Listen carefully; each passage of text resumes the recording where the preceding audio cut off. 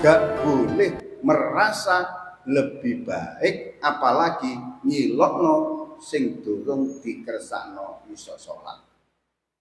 Didongakno, solusine namung didongakno.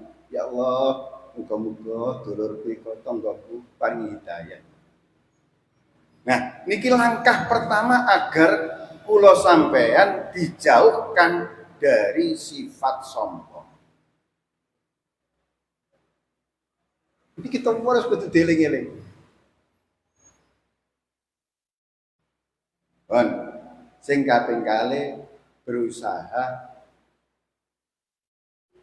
setiap kali mendengar itu hal baik, itu kebenaran, sampean terang. Bah teko sapa ae. Krana wong sombong niku menolak kebenaran. Dikandani temen iku lho, ditolak. Nek ndek ati kula sampean iku kok ana wong ngomong, pun ningali wonge.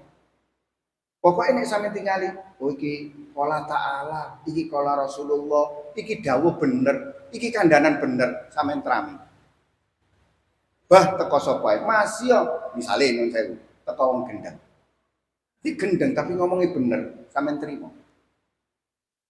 Agar hati kula sampean tidak terjangkiti penyakit sombong. Mergo ngeten, ego kula sampeyan ngeten.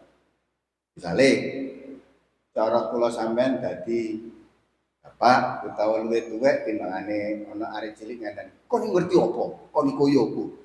Lha niki menolak kebenaran. Niki tanpa terasa membangun sifat kesombongan dalam diri. Nek pancene niku bener, masih yo sing ngandani, sing ngomong niku arek cilik sampean terang. Angel niku, abot niku nggih. Angel, teori ini gampang tapi prakteknya angel, dilatih. Nggih ngoten. Ego suami terhadap istri. Waduh. Nah, niki kudu didukno. Nggih ngoten, ego istri terhadap suami. Paling angel niku napa? Menghargai, menghormati.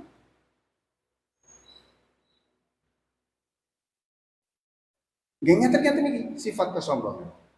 Sing garai kula sampean nggih gak mlebu swarga. Bon.